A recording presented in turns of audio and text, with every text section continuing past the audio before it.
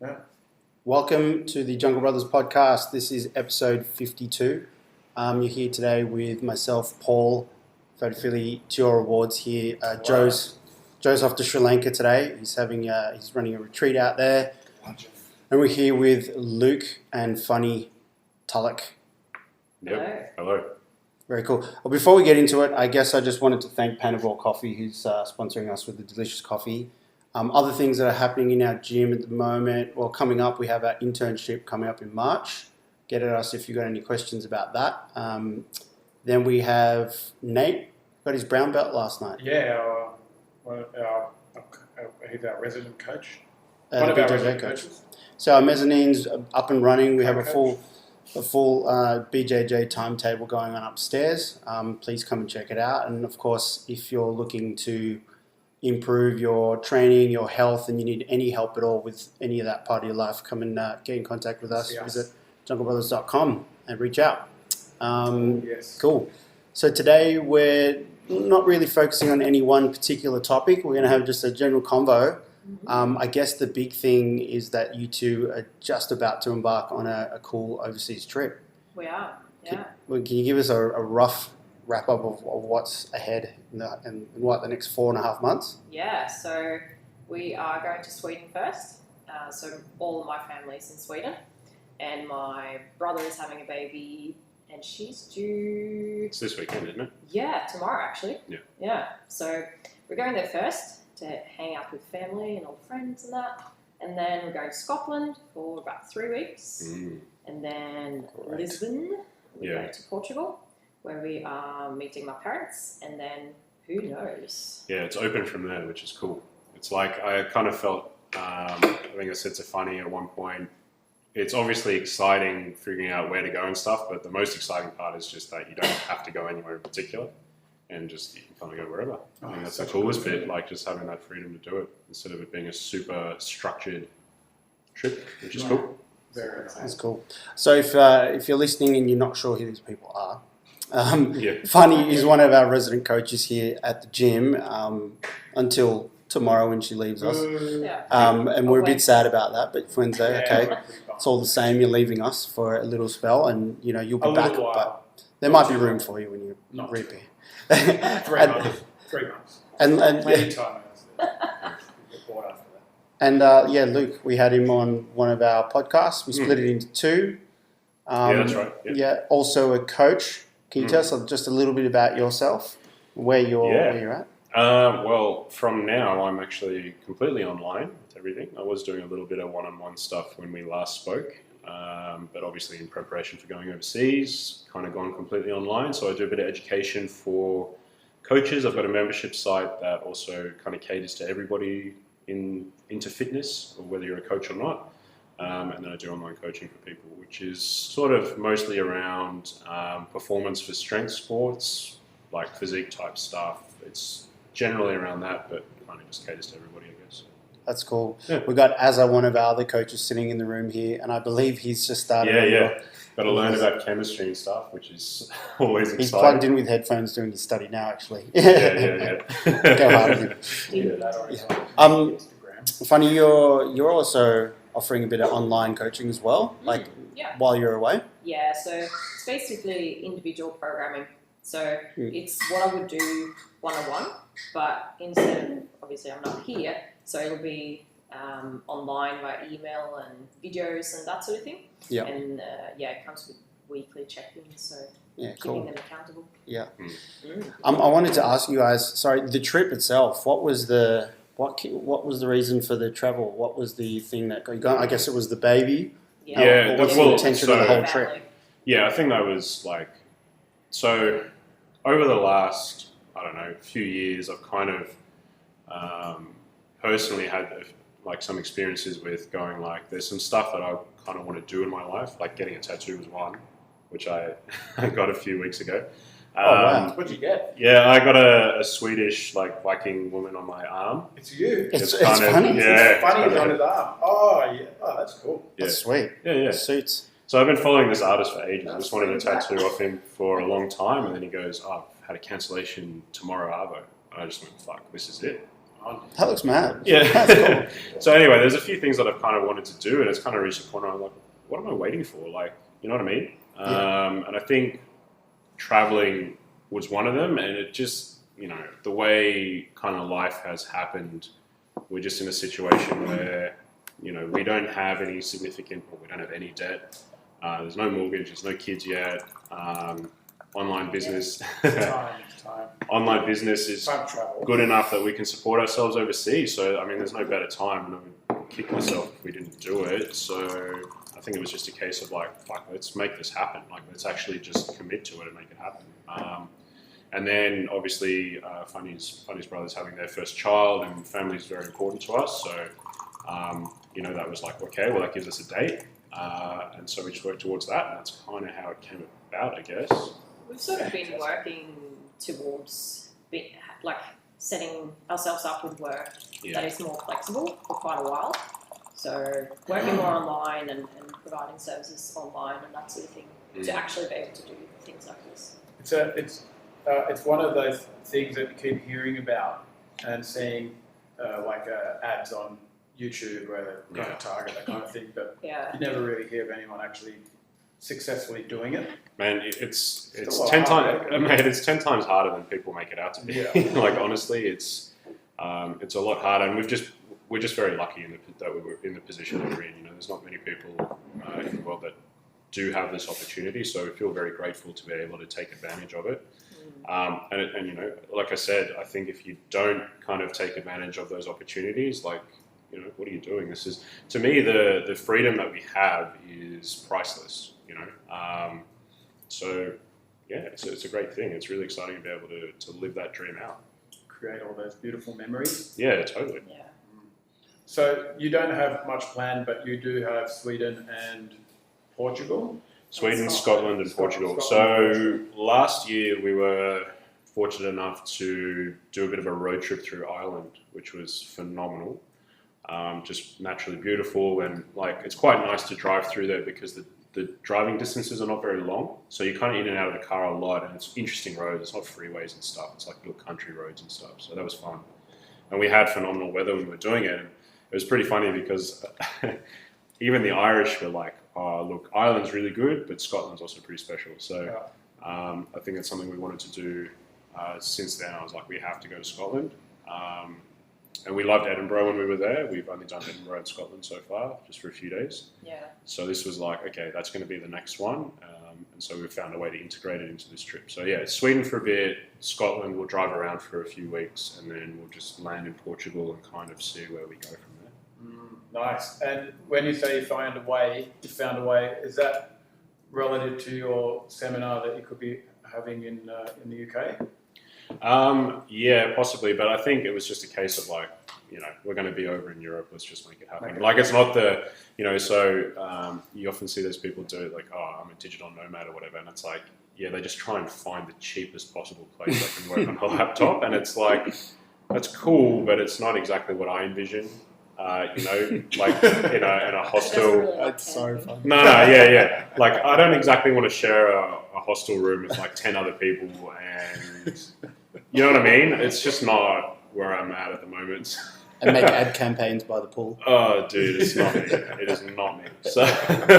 So obviously Scotland's not the cheapest place in the world, but I think it's worth investing in to do because we wanted to do that trip anyway. It's beautiful. I've done a road trip around. Yeah, sweet. It is Awesome. spectacular. Yeah. I wasn't expecting it because I hadn't heard much about it. And yeah, it's funny, There, I was like, oh man, I should have done this earlier. Yeah, I've heard it's phenomenal. And it's so clean. Yeah. There's no rubbish anywhere. It's really surreal. Mate, I'm excited. I'm very excited. So this seminar, what do you? I mean, and I know that sometimes you do seminars with others, but have you got a specific topic that you bring to a seminar over and over, or are they all different? Or they have elements that are the same, but I try and cater it to the audience, which is a hard thing because you kind of never know exactly who's going to turn up.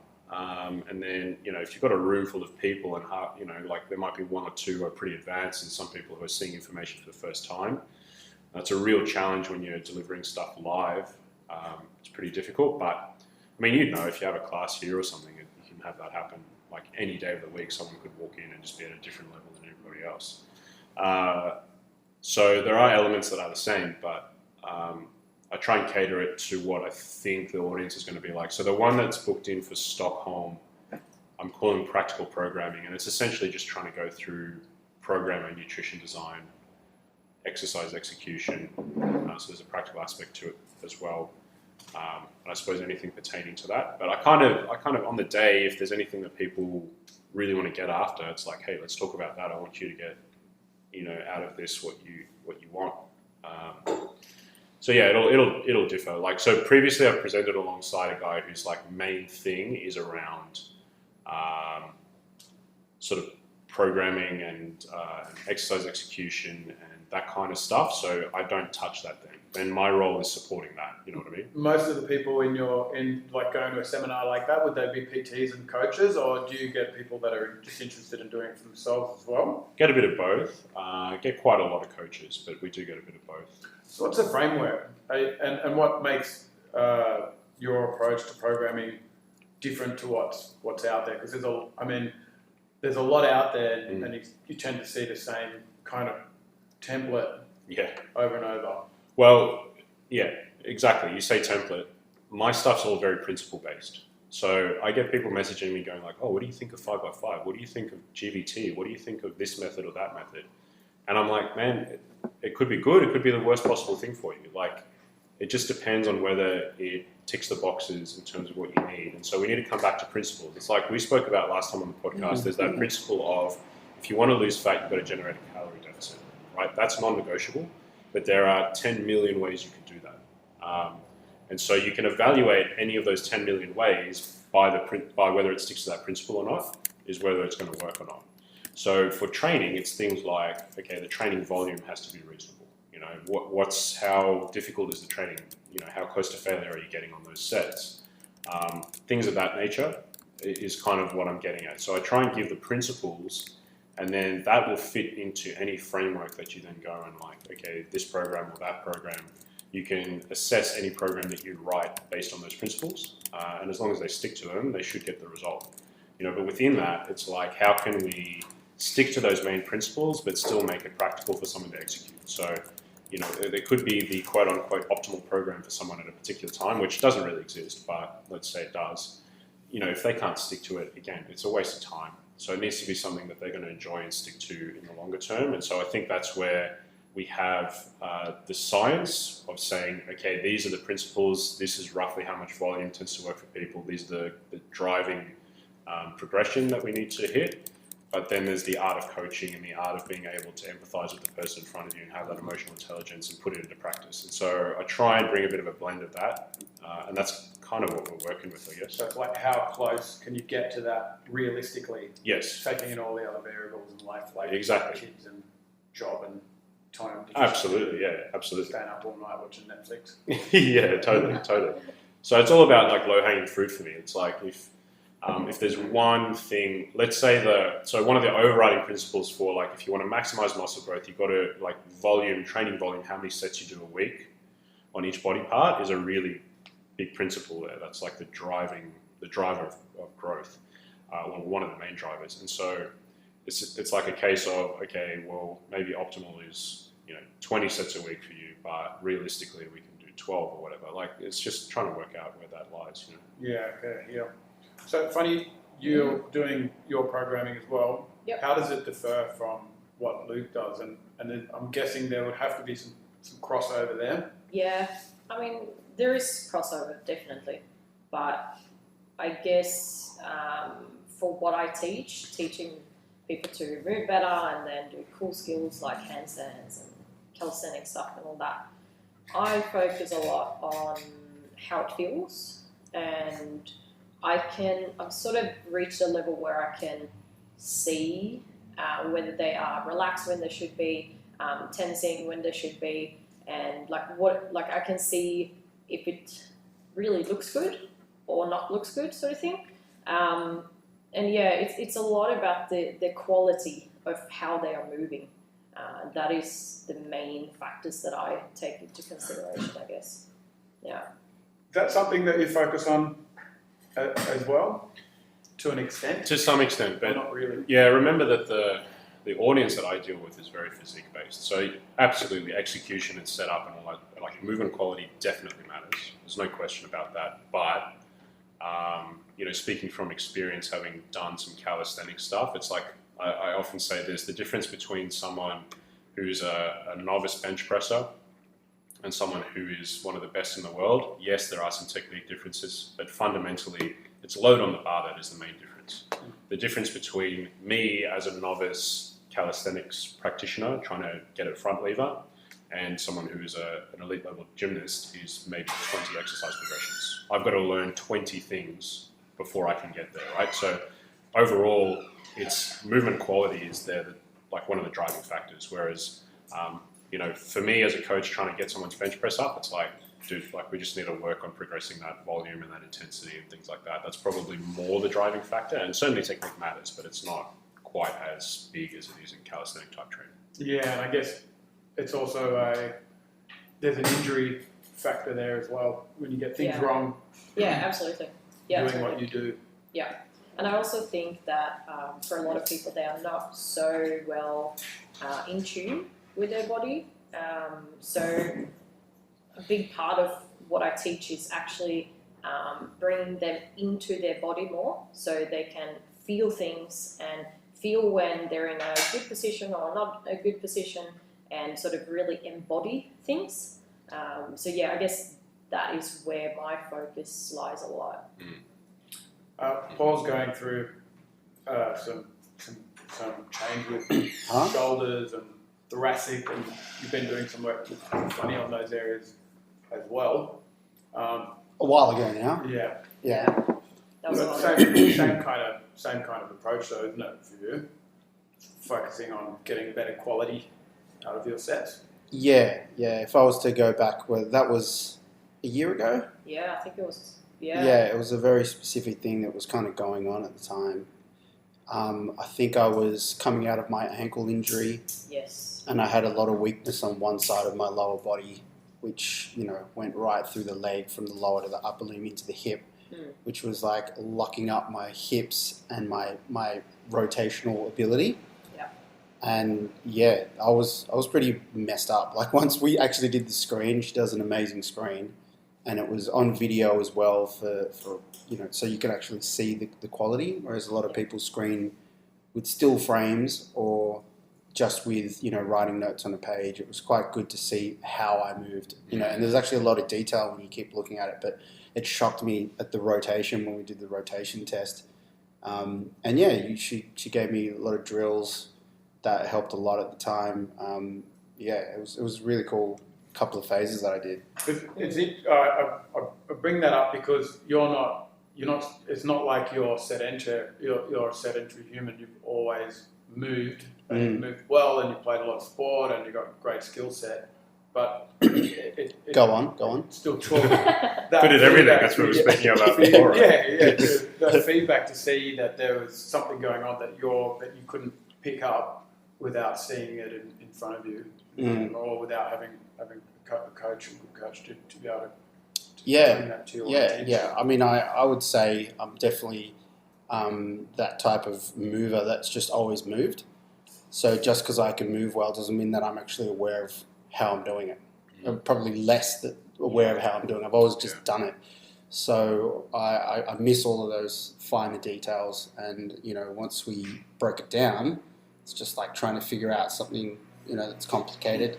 Break it down in little bits, and then we worked on those little bits and then just kind of put it back together, and the programs were always, biased to one particular thing or, a stretch on one area, and then I'd integrate it at the end of each workout, right? I guess like body awareness is obviously a massive thing of the teaching that I do. It's so important. What's the difference between body awareness and the feeling you get when muscle goes into fatigue? Because obviously, like when you're giving sets and reps to somebody, and you're like, all right, you want to push to 6 to 8 reps, and you're relying on them to find the weight. Is it a different neurological response from the muscle to what Fanny's talking about when she's talking about feeling within herself? I think it is different. So for me, it's quite a objective thing actually. When I'm talking about fatigue, I'm talking about concentric failure, like actual concentric failure. So you push the weight, it doesn't move. So that means you cannot physically lift to complete a rep. That's what I use as a definition of failure, and that can be separate from the sensation of fatigue. So sometimes that can happen, and you won't feel a burn in the muscle necessarily. You won't feel a pump. You won't feel any like localized fatigue there. That's what will sometimes happen, and sometimes people use that sort of sensation as a guide for how hard a workout was or how effective a workout was, and that sensation is not reflective of the amount of work you've done, the amount of tension the muscle has experienced, the growth stimulus it's experienced, how the nervous system has recruited those muscles and might get better so you can perform athletically better later. And so that's a big mistake that a lot of people make when they're engaging with the type of training that I'm trying to do. And I think it can happen as well with the gymnastics kind of stuff, because you can have a reduction in the quality of the movement that the coach will pick up that you might not necessarily sense yourself, right? Yeah. And that's separate to actual, like, the feeling of fatigue. You know, if we're defining fatigue as a sensation, that's a different thing to the technical definition of fatigue in strength training, which is, can you perform the same movement, same force output again? But that's also where the is body that awareness... proprioception? Is that what that's that part is? of it, yeah. Yeah, but it's also like the body awareness comes into that, where you need to have adequate body awareness to realize when you might be lifting the weight still, but it might be absolute shit form. Yeah, totally. So that's where the body awareness comes in. Yeah, so that's totally, exactly. So that's different, right? Yeah. And it kind of depends on the movement as to what extent that matters, because like, let me give you an example, right? Let's say we're training legs and you're doing something a bit more complex like a back squat or, you know, walking lunges or something like that. The movement can look pretty shocking before you hit failure. And there's not many people out there who can push themselves to true concentric failure on a back squat. It's just not going to happen. You know, you're going to have an awful compensation. Too many moving parts, right? Your brain will find a way to stand up with that weight on your back somehow, and it can look shocking before you're unable to complete a rep. So that's a different thing to when you're on a leg press and you have tons of external stability. You have a pad, the weight's on rails. All you need to do is push into that pad. And you can certainly get to a point where you can get to concentric failure and that weight comes crashing down again without there being a major break in form, because you're so externally stable and everything's on rails, right? I've seen that happen a few times. Yeah. So leg press collapse on. Yeah, totally. You know, so there's the leg press. It's a little bit of a qualitative difference there. You know, so you can't use that concept I talked about of concentric failure the same way with every movement either, which is pretty interesting too. Compensation. Yeah. I watched a guy this was quite a while ago, about 20 years ago. He was enormous, big dude, like geared up to the hill. Yeah. Anyway, he was on the leg press, he's training up for comp, loaded this sucker up, and he's just pumping reps out, and he's screaming, and his head's like just about to pop. Anyway, halfway through a repetition, he's gone, "Ah!" and everyone's turned around and tried to get this leg press off him, but it was so fucking heavy, no one could move it. He was holding his eye, he'd burst his eyeball. No shit. His eyeball burst from the pressure, but get this, he was like, ah! He's like, came back half an hour later with a patch on his eye, and he was back under the leg press machine. Finishing How the is set. that for dedication? Oh my god. Or stupidity. Yeah.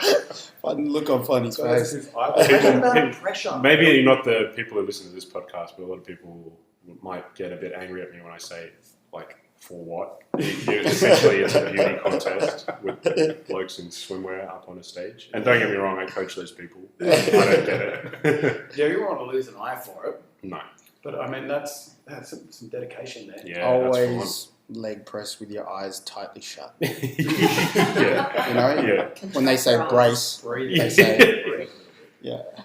But yeah, it was interesting. So, what other exercise, like we talk about the leg press, let's say you want to take your major body parts to complete failure, what are we talking with, like Does it have to be a machine, or is there stuff you can do in the gym that's You can do other stuff, but just bear in what are mind. your go-tos? Well, it kind of depends on the person because, bear in mind that the more external stability we can create, the less you have to worry about creating that stability yourself. And that could be a good thing if you're really trying to target a muscle. It could be a bad thing if you're trying to move the entire system well together, So a classic example would be like a bench press in a powerlifting style. What we're trying to do is trying to allow as much external stability as possible by pushing ourselves into the pad, creating that arch, bracing really hard, gripping the bar tightly, all that sort of stuff, pinning the shoulder blades back. Now, that's great for shifting a lot of weight, trying to put as much work onto the triceps, the delts, and the pecs as possible. However, if you do only that, and you never allow that scapula to actually move in its normal scapular rhythm, you could run into trouble down the road. So it doesn't mean exclude the bench press, it just means think about that stuff. Like, great to build those muscles and strengthen that movement pattern, cool, because you're generating external stability. However, maybe not so good if you are someone who needs to throw a punch or whatever it is. So I think, it kind of runs the gamut. Like, what I tend to do is I'll always have some stuff that is requires you to generate your own stability. That could be something like a squat, could be a lunge, could be whatever. But then there's always some stuff, once you've generated enough fatigue, and maybe now what's limiting you is the fact that, you're fatigued and you can't put as much force onto these muscles as normally you could. So now maybe we're going to a leg press because we've exhausted all of our stabilizing potential. And now we're going to a leg press, right? So less complex movement. While it's down. Yeah, totally. So it's that classic thing of like start with the more complex movements, move your way through to the less complex movements as a general rule. But I don't think that any exercise is off limits. I think, I don't think so at all. You can genuinely stimulate and get something out of pretty much anything. And there's some stuff that maybe some people shouldn't be doing at a certain time, but I don't think it's a case of like, no, this machine's all this shit or whatever. Funny, you're doing a lot of strength training.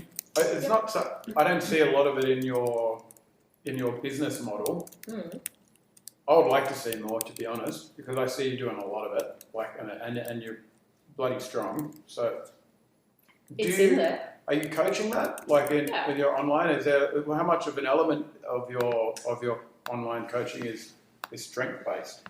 I'm gonna say what Emmett Lewis would say. It depends. So it would come down to where the person is at, where they want to go, and injuries and all of that sort of thing. So, I just give it to everyone. Yeah, I mean, I really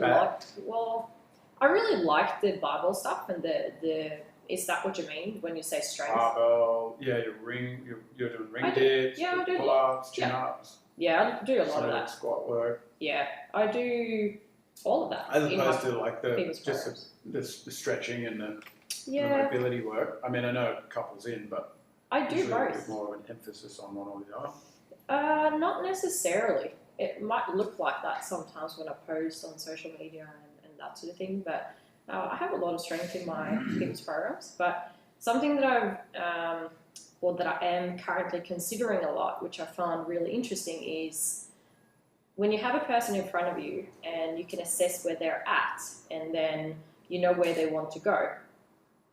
Certain exercises and types of training might not be so conducive to where they're at and how they need to move at this stage. And let me try and explain that a little bit better. So, like powerlifting, for example, is not necessarily natural ways of moving. So it will go, as far as I'm understanding this currently, is it goes against a lot of your biomechanics, and you're not really working through, like Luke was saying with the bench press, you put yourself in a really strong arch and you're squeezing your shoulder blades and you keep yourself in that position, but you're not really taking the shoulder blades through range of motion. So I think it is really important to have, if they want to do that sort of thing, to have that in the program, obviously, but also make sure that they are taking the shoulders through range of motion, so that they are actually getting a little bit of movements that are not necessarily high impact, but movements that will promote their everyday movements, if that makes sense. I totally agree with that. So there's you'll see some of the best sort of strength and conditioning coaches or power lifters at the moment. I know a couple. Jamie Smith of Melbourne Strength Culture is one of them. Totally. And he's a coach. He's a very smart guy. I've had him on my podcast, and he's a good mate of mine. And then Will Crozier, who's one of the strongest powerlifters in Australia. And both of them have separately, so they're working together now, but they've both separately said to me, like, you know, with powerlifting training, it's like obviously the way those movements are executed is for maximal strength on those movements. There's no problem with that. That's fine. Yeah. But, you know, it could be as simple as, okay, we don't get any shoulder protraction or elevation in a bench press because we're depressing and retracting the scalp really hard. So let's put in something as basic as a push-up or a yoga push-up or a landmine press or something in the program as well, so that that shoulder blade can go through range. Yeah, and I think that there is different times in a person's program, and depending on where they are at, they might want to do more or less of the different things. Yeah. So they might want to promote more range of motion or like more natural movements, working on the feet, working on gait, working on breathing, that type of stuff, versus heavy or like barbell work. But then obviously that will, if they want to do barbell work or get better at chin-ups and squats and deadlifts or whatever it is, then you want to work towards getting them to that point where they can do that without injuring themselves. You get a lot of that, the kind of clients that want to see range of motion and maybe couple that with their strength. Yeah. Would you get given?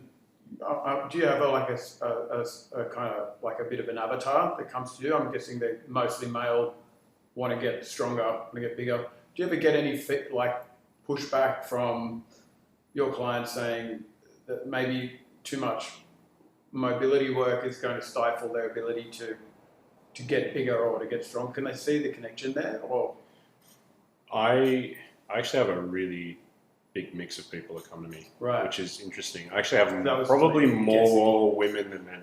Oh, really? To be honest, yeah. Is it competition people? Do you train competition? It's everything, honestly. I have an elite level powerlifter who's looking to set a squat record at the Arnold's. Okay. In a what couple kind of of weeks' weight are time. we talking when you're saying So she's a female lifter. She's going to be lifting at about 70 kilos. And like, I'm not doing her training. So she's very strong. She works with a coach. She does her own training. But I'm helping a little bit with nutrition.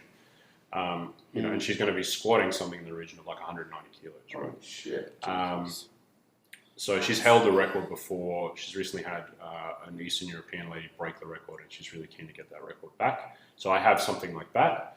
I have another powerlifter, female, who is looking to take out a class at Nationals. But I also have someone who has barely even been in the gym before, you know. And I have some people where I'm telling them, you know, you need to eat exactly this many grams of this type of food at this time. And I also have someone who I'm like, listen, man, take some pictures of your food, send it to me.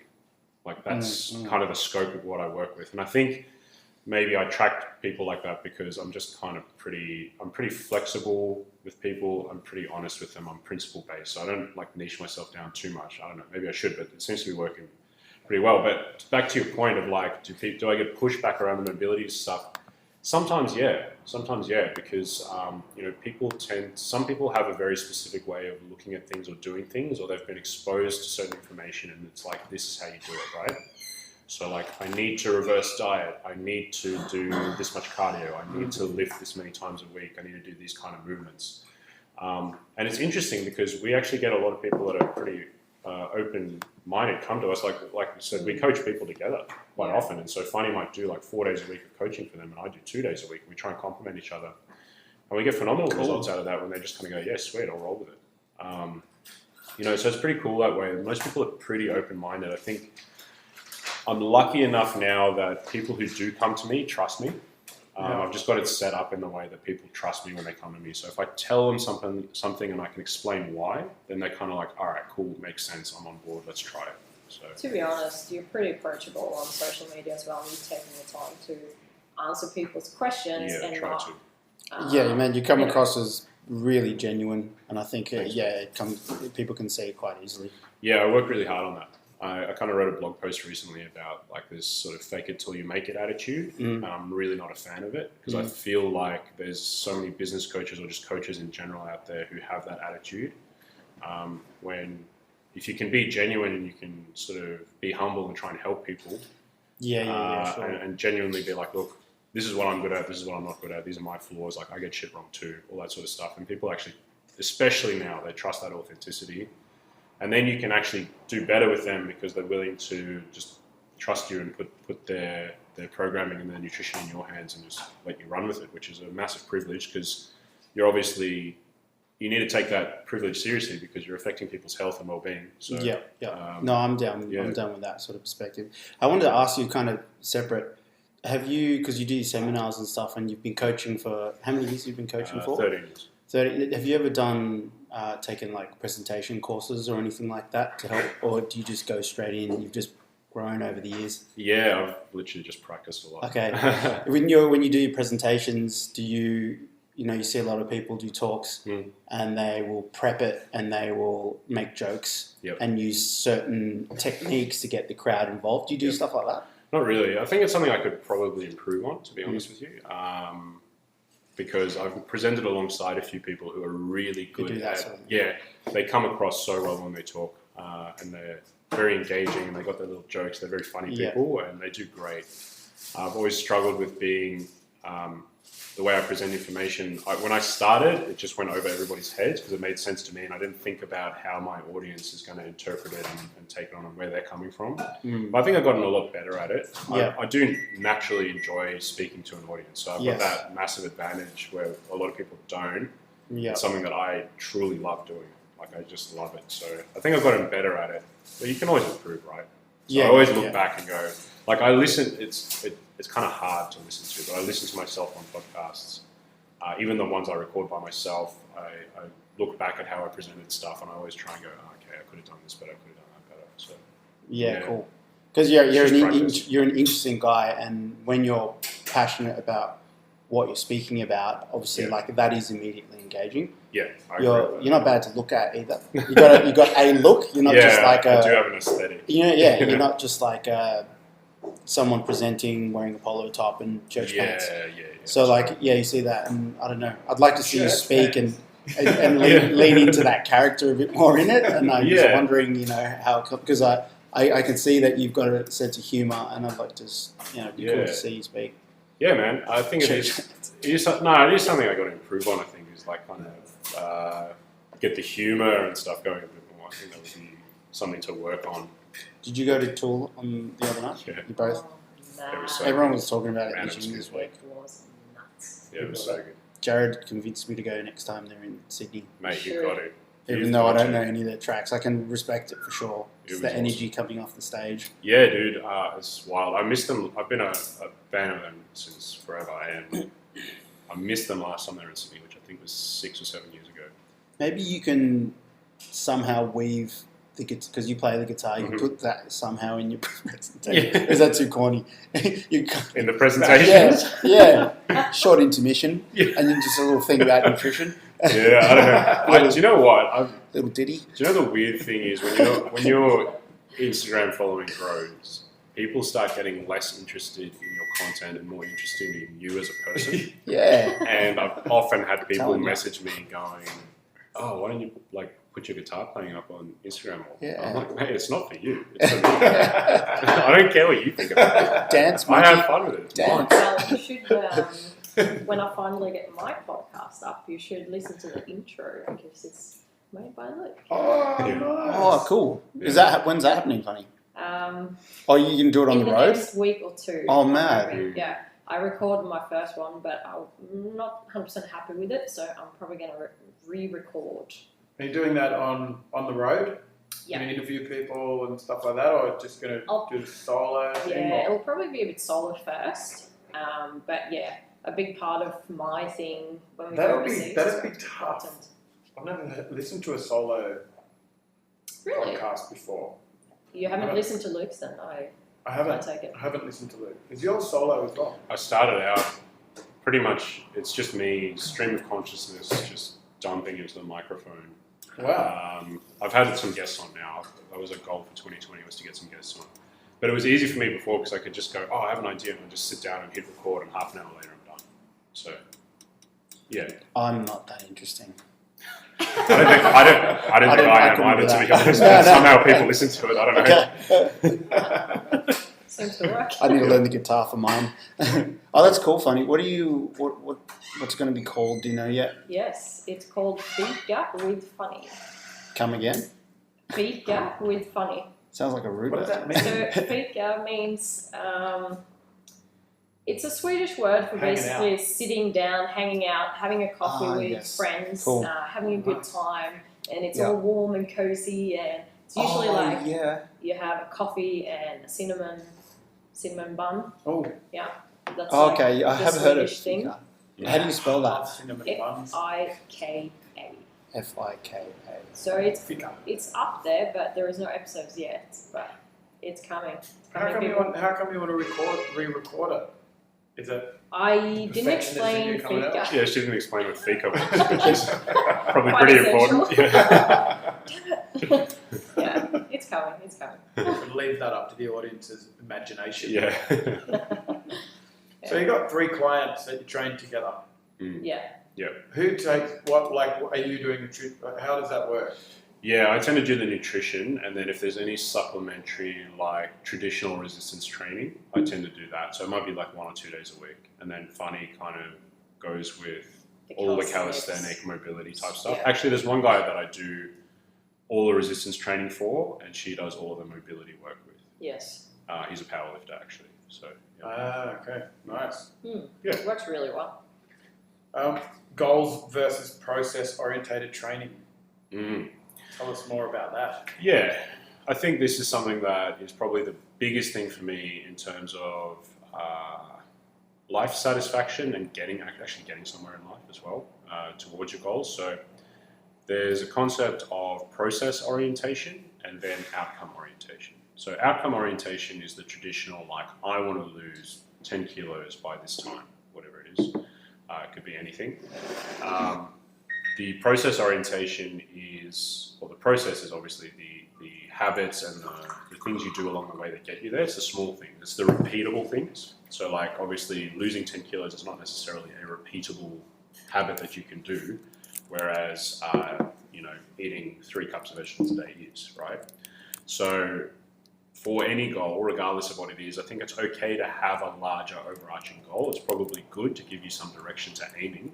However, by far, the best thing that I've ever come across is to be process-oriented about anything. And that is literally, it's like a day-by-day approach almost, or a week-by-week approach. It's engaging in the behaviors and habits that will get you moving towards your goal. And what that means is that it takes the pressure off of reaching that goal, and you're not determining your success or your failure off of hitting that goal or not. Like, let's say your goal is to lose 10 kilos, but you lose 9 kilos by the date. Are you a failure then? Well, you kind of are, because you set yourself up for a 10 kilo goal. Yeah, okay. Whereas 9 kilos is still an incredible effort, and maybe if you just dieted for another week, you'd hit it. You know what I mean? It also allows you to work incrementally on stuff. So there's always going to be little areas that we can improve on in life and we can derive satisfaction from. Another thing that I do within my business, and this is why I say it's important for life satisfaction, is that I set myself up with time goals to achieve tasks or whatever. So I have a lot of stuff that I do every day, and I might give myself like 30 minutes, I'm going to work on this article. So instead of me saying I need to write this article today, I'm going to work on it hard for 30 minutes. If I achieve the 30 minutes, whether I've finished the article or not, I've won the day. I feel successful. It makes me happy. And if you repeat those things day after day, you have this ongoing like satisfaction with what you're doing, this ongoing happiness. It's not a feeling of euphoria or anything like that, which is obviously really transient, but it's a feeling of satisfaction. So long story short, I just think that it sets you up better in terms of mental health, in terms of your general approach to life. It enables you to enforce habits that will stick around after you've reached your overarching goal. And it means you can define success based on the small things you do rather than these large outcomes, which might not even really be relevant to success or not. This has been massive for me in terms of creating content. Yeah. Because I used to be like, I need to have this article done by this date. And it was just a random date that I thought that, should be done by this date. But I kept not reaching that goal. and just felt shit and demotivated to do it. Yeah. And then Luke actually introduced this approach to me, and I was like, yeah, this is feeling so much better, and I was more being more efficient with time and with the work that I was doing. So it's working really well for me. Sounds like a real perspective thing as well, because you could potentially do even if it, take out the whole making you more time efficient. Let's say you're doing the same amount of time and the same amount of activity and being just as productive, but one perspective it could potentially evoke anxiety and that fear of failure, and then obviously just kind of like negative responses, and then doing exactly the same task could be bringing you joy and satisfaction and the feeling and that's of success. It's like chop wood, carry water, right? Yeah. It's just like finding satisfaction in the process of doing those almost menial tasks day to day that are going to move you in the right direction. So it gives you a bit of a roadmap, and I think this I started to think about this a lot because there was a really, and it still is, I guess, this whole thing of like in the fitness industry transformations. So it's like a 12-week challenge or transformation or a 30-day challenge or whatever. And there was always this issue of like, well, what do we do afterwards? Like you bust your ass to get somewhere, and yet maybe sometimes you are successful, and it's like, hell yeah, this is so good. I've achieved so much. So glad it's over. I'm so glad it's over. My shoulder's fucked. Yeah. Now what do I do? And it's like these people just recede back to where they were before, and that feeling is terrible. And instead, what you'd want is like an ongoing habit that's like, cool, we've given them tools over 12 weeks that now they have skills for life. Like if they can manage their portion sizes and a social life on top of that for the rest of their lives, then that is fundamentally life-changing. More than losing 10 kilos is. Oh yeah, because you can put that on pretty quick. Preach. Yeah. You guys will know all about that with your travel. Wow. Far out. Yeah, I was We gonna. are working hard beforehand. Can you tell us about what is the plan? I mean, you're going to be traveling, and we know about the, what happens when you're going from place to place. What are you going to do for I training? put two and two together because you were mentioning that Luke's going to be doing a bit of calisthenics. Is that right? Yeah. So this will be like your travel training. Yeah, man. And I started running again for the first time in a long time. Oh, which is fun when you're like 100 kilos. But yeah, totally. Need something. Like, I'm anticipating maybe we get to the gym once or twice a week. But the rest of the time, if we can find a playground or a tree to hang some rings off of and jog around and explore places, then sweet. She finally got hold of it. I know. It's so Converting good. it.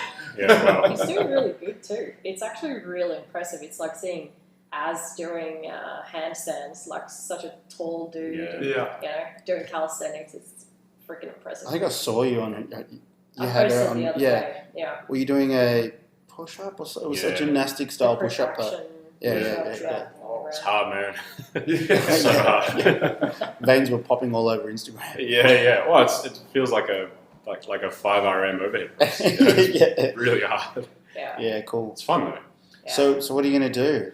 Is there going to be structure, or are you going to have like a period of, like I said, principles, and just trying to catch those throughout the week? What's your thoughts on how to run it? I think I'm going to try and keep myself to a program, but a program that doesn't necessarily require a lot of equipment or gym or anything like that. A little bit of space, bit of wall space, that type of stuff. Will there be like some maintenance, so to speak, with some areas, obviously because you're traveling, and then always trying to improve on some skilled things maybe while you're... Look, I really want to get my press to handstand this year, so I know also that I get affected by being on planes and jet lag a lot and that sort of thing, so I am going to be flexible with my training because of that and see how I feel and all that, but ultimately I would like to keep training and doing that and press on top of a mountain in Sweden. Yeah. That type of thing. Well, you have a lot of clients in similar situations where they're traveling and stuff, and I'm guessing you'd just be giving them the advice that you're going to be taking for yourself. Yeah. Pretty much. What are you like? You got some golden rules around nutrition and travel? Yeah, I mean, look, I think one of the tough things about what we're doing is that it's not a 3-week trip. It's something where we actually do have to have a proper routine because we're going to be working. It's going to be a longer period of time. And so ordinarily when I go away, I don't even really bother training. I just walk around a lot and I kind of eat whatever and I come back lighter. Yeah. And that's 3 weeks though. Yeah. But that's 3 weeks. For a lot of my clients, they tend to freak out and they want to be really rigid when they travel. And I actually tell them, hey man, like enjoy your holiday, be more flexible, try and instill some goals there. But I think, some of those basic principles like getting in enough protein, getting in enough vegetables, staying generally physically active, even if you're not training, like let's get out and about and walk and explore and that kind of thing.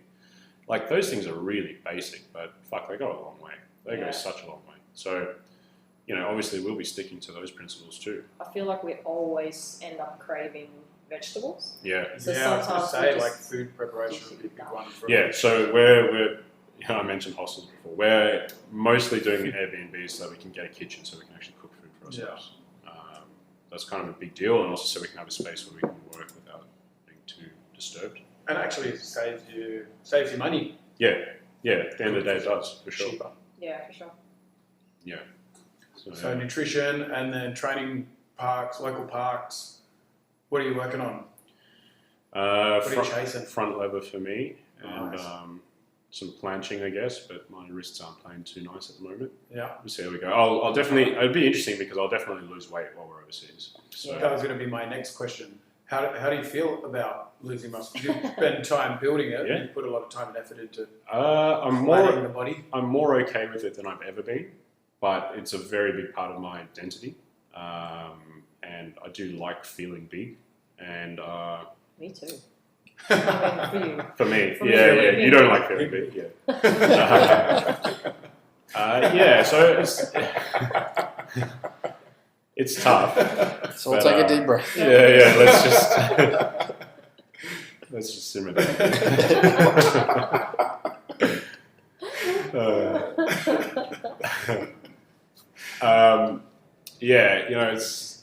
It's a bit tough because also from a social media and that kind of thing point of view, like if you're able to post a shirtless selfie where you've got like a lot of muscles and you're super lean, I mean you get engagement, and unfortunately you get reinforced with that. No matter how much good information you put out, you always get more likes and comments when You've mentioned that before. Yeah, it drives me a bit nuts, but it's how it is. So it's just one of those things where I'm more okay with it than ever before, but I think it's still going to be a challenge for me mentally to deal with. But I'm cool with it because what are we trading it for?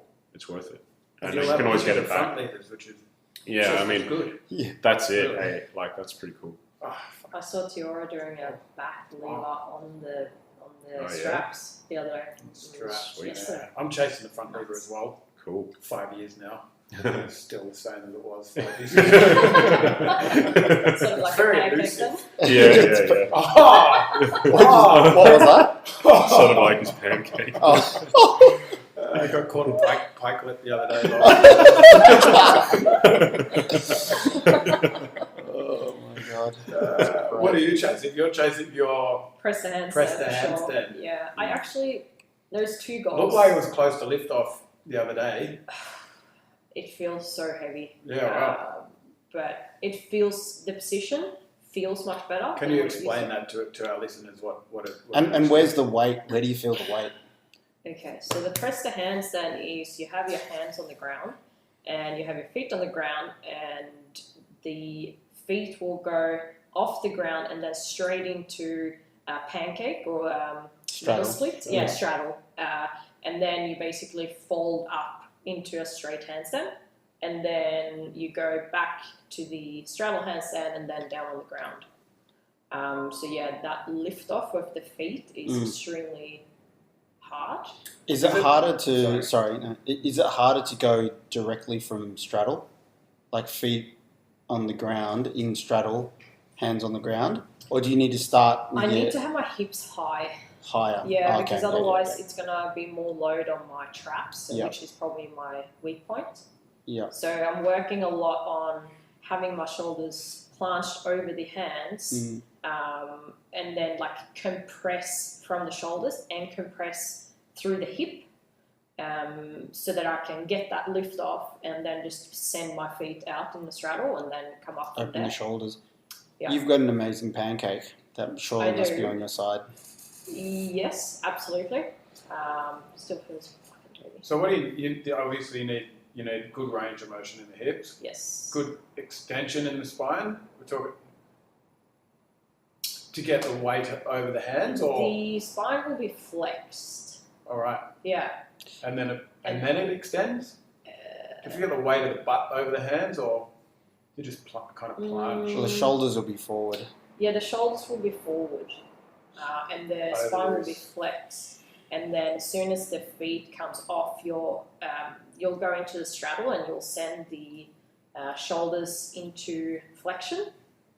You'll open them. And you'll open the shoulders, and then you sort of roll up through the spine a bit as well. Does that make sense? Yeah. And how much ab compression does that require? That's a It's lot. a Big lot part of of hip it. flexors. A lot of hip flexors. Like there will be definitely a lot of core engagement and stuff like that as well. It's a lot of trap and compression from the hip flexors. So what accessory work do you do to get I do hit that goal? I mainly work on eccentric handstands, and then I call it a handstand stacking drill, but I think others might call it something different. It's basically when you are kneeling on the ground, you have your hands on the sides of your knees, and then you're pushing yourself up into a pike, but you have your toes pointed. Does that make sense? Yeah, it does. Yeah. So that's what different variations like that. It is a lot of hard work at the moment. Yeah. I'm working on getting my hands above my head. I was going to ask, is the handstand thing, is that Which kind goes of harder? big for you? No, I'd like to do that. I think that would be heaps of fun. But I'm a lot better at, so the more bodybuilding and powerlifting you do, the more you tend to get into extension and external rotation. And with calisthenics, obviously, a lot of what you do is protraction, more internally rotated, more posteriorly tilted at the pelvis, more compression. So I'm not great at that, but I'm improving. I think once I get better at that, I'll be able to sort of stack a bit better and things will come a bit more for me. Yeah. Another of my goals this year is to get my 30-second closed eye handstand. Closed eye? Yes. I'm up to 19 seconds. Oh, you're closing your eyes. Yeah, so I kick up and I thought it was a fancy name for No. some, like a I kick position or up, something. close my eyes, hold it. Oh, that's quite tricky. Yes, because Way trickier than it sounds. it is tricky, but it's also cool because when you do closed eye stuff, you take all the external not all, but a lot of external stimulus out of it, and it puts you right in your body. So you will actually feel a lot more things because you're not distracted by or walking past you, wherever it is. I distract people in the Sensory gym all the time. Very So, handsome. do you catch the handstand, then you close the eyes? Yeah, currently, but I would like to get to the point where I close my eyes, then kick up into the handstand, and also do close eye shape changes. Wow. Yeah, so it's a lot of that adjustment and feeling of how to do that. So when Fanny talks about that as a goal for her, do you where's your brain going when you're thinking about that? Do you think that it's like kind of fluff, or do you think it's something that's going to benefit her on a neurological level? No, I think it's super cool. Like being able to do that stuff is incredibly impressive. It's so far outside my realm, for me to think about that, like my straddle or middle split or whatever is terrible. I can't really get my arms overhead that easily. What about the eyes closing thing though? The eyes closing thing, I mean, it makes sense the way she's describing it. Like if you're doing any kind of skills work and you're trying to improve your proprioceptive awareness of where things are, I can totally see the value in that. For what I do, you would never do it because, that's not the goal. Yeah, it's not the goal, Close your eyes while you're bench pressing. No, yeah, totally. So yeah, it's just horses for courses, I guess. Yeah. Yeah. Mm-hmm. So future vision. I know you guys are going to be on the road, but you're not going to be on the road for forever. I'm guessing. Who knows? Well, We actually don't know, to be honest. Yeah, really. That's kind of the cool thing about Promise me it. you're coming back for me. Yeah. I didn't promise anything. T promised me that he would buy us a house, though, in Maroubra. Yeah, house. Oh, really? Yeah. That's cool. I didn't So know we about come that. back. It was an empty promise, but it's a promise. Yeah. Well, so look, we've got to be back in Australia in July because I've got a couple of seminars and presentations I'm doing. Fanny's got to renew a passport, Yeah. which is a pain in the ass if you're Swedish to do in Australia. And then we kind of don't know. We're kind of planning on maybe doing North America after that, and then maybe end up in Europe again for Christmas because that would be really cool to do another Christmas there. Really enjoyed that last time we did it. But honestly, it's really open-ended, which I think is part of the exciting thing for us. We just don't really know what's going to... Like, we could be completely over-traveling 2 months in, you know what I mean? Yeah, totally. We don't know at this point. So. It's cool. Do you see yourself doing less social media stuff or more when you go? Or will it be more like, depending on what you're doing? I got to be honest, I month? find it really... I wish I didn't have to do it, but there's a couple of things there. The first thing is that you got to see it as part of the job. Like, it's marketing. Yep. You know, that's all it is. And if I wasn't doing that, it's the same as like walking a gym floor and saying hi to members and cleaning up the weights and doing that sort of stuff. Yeah. But also, you know, I've tried to, it can be really anxiety inducing at times because there's so many people who want something from you all the time when you're on there. But you also got to see it as an opportunity to reach a lot of people and make a difference for them. You know, and like I've said this before, I would rather someone asks me the question and I can give them good information than them not being sure and not being too afraid to ask or asking the wrong person or whatever it is.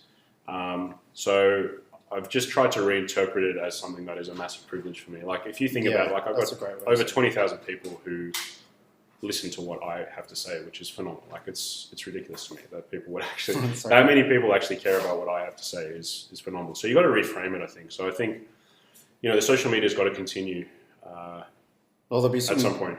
Some cool stories, like if you end up sharing about your trip, probably. Yeah, I think it'll be more interesting. You know, it'll be more than just like, here's me in a gym again, or here's another infographic. Like you can split it up a bit with like, hey, we're in a cool place. We're in a park. Here's something practical that we've done because I couldn't get to a gym today, or like I needed to find some protein in this weird country and I didn't know where anything was, so this is what I did, or whatever it is. So I think there is some cool stuff to be mined out of that. Give me some interesting cats as well while you're overseas, I'm guessing. Oh yeah, I'm sure. Yeah. You're going to be doing your podcast on the road as well?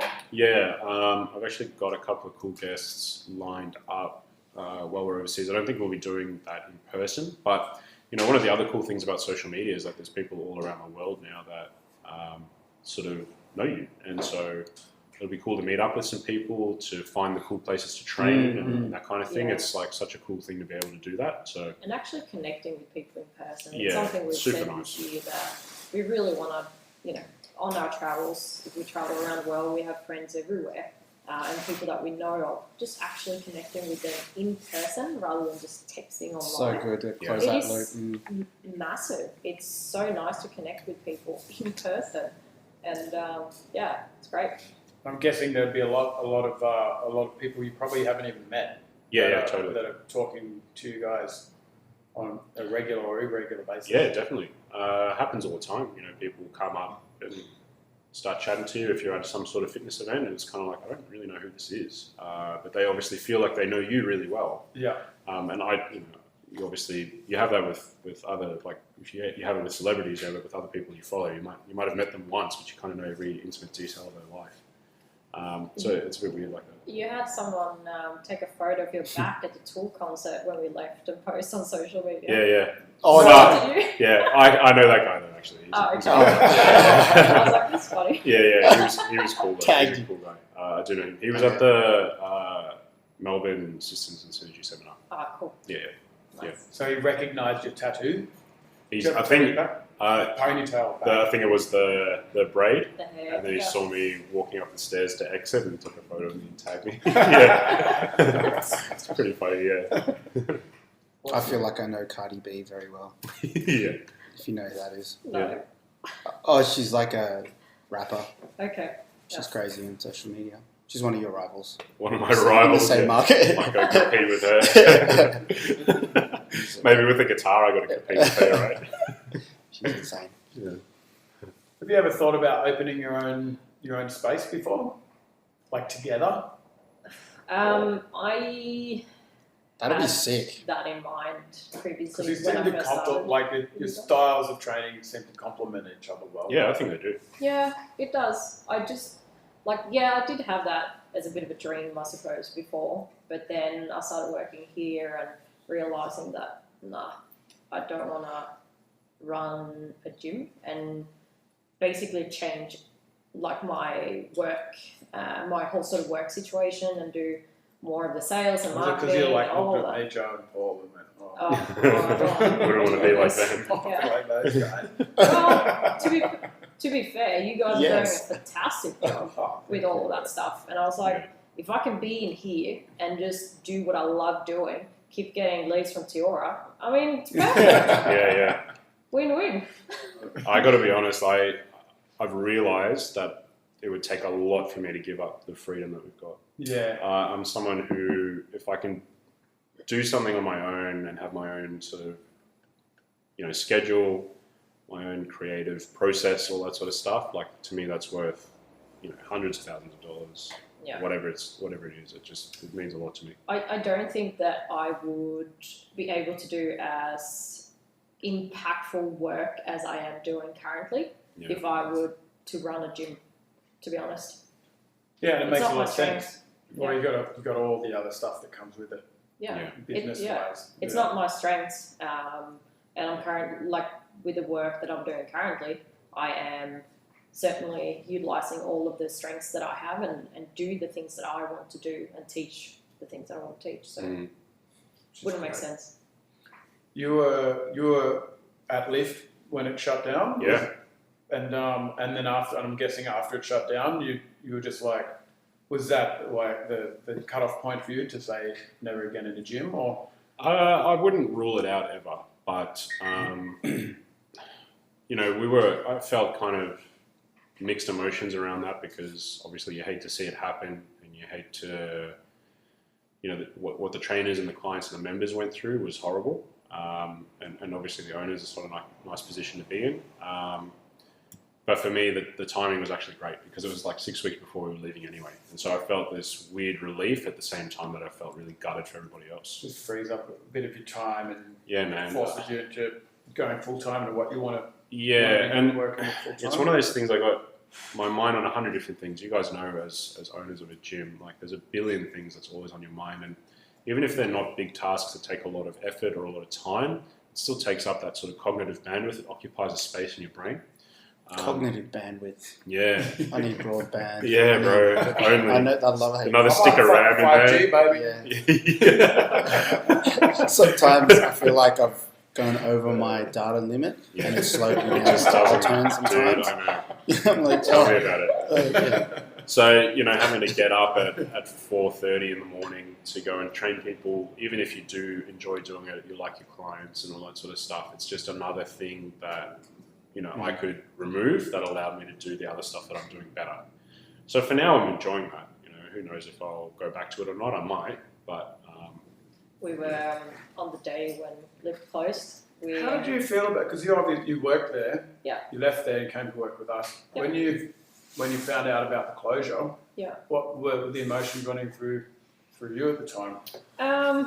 I was a bit relieved for Luke. Obviously, it was pretty full on for him at the time. So obviously that was I felt that partly, but then it was sad. I mean, I was the one opening Lift on the first day that it opened. Oh wow! Yeah, right. And I worked at reception for about a year before I got into the personal training side of things, and basically helped building the gym up from nothing, figuring things out as we went along, and it was sad. I should mention to anyone listening that what we're referring to is the gym that Fanny used to work in. Luke also, had continued to work in until 5 weeks ago or something when it abruptly shut the doors. We essentially got a message overnight just saying, hey, unfortunately the gym's closing permanently. Went bust. We're done.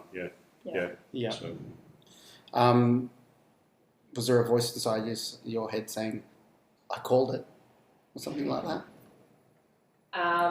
We sort of suspected that it might happen at some stage, but it's a tough business, man. It's because, such a hard because business. it's such a massive space and very expensive equipment and all of that sort of thing. And It is not easy. you sort of I suppose you worry about sometimes, and you suspect that, or like you wonder if it's going to be forever. Yeah, we were feeling a bit sad about it whilst redirecting all our marketing to Redfern. Of course. You got it right. We did. I'm not laughing at that. Well, I shouldn't laugh because being in that situation would be bloody horrible. Yeah. It would be horrible. Yeah. Even the thought of it sends shivers down my spine. And it can happen just like that. Yeah, exactly. Just like they could be winning every day and then all of a sudden you get a phone call come through and you're like, oh, shit. Yeah, totally. There's a lot of... It wasn't a nice situation for anyone.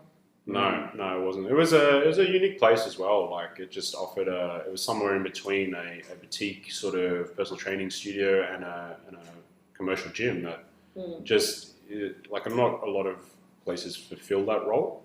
So I think especially for the coaches, trying to find somewhere else that they could do what they do, still earn good money and offer the same sort of level of service that they just with their clients was really tough. Like a super hard thing. So, well, we had probably five members come from Lift. Yeah. And all of them were really upset. Yeah.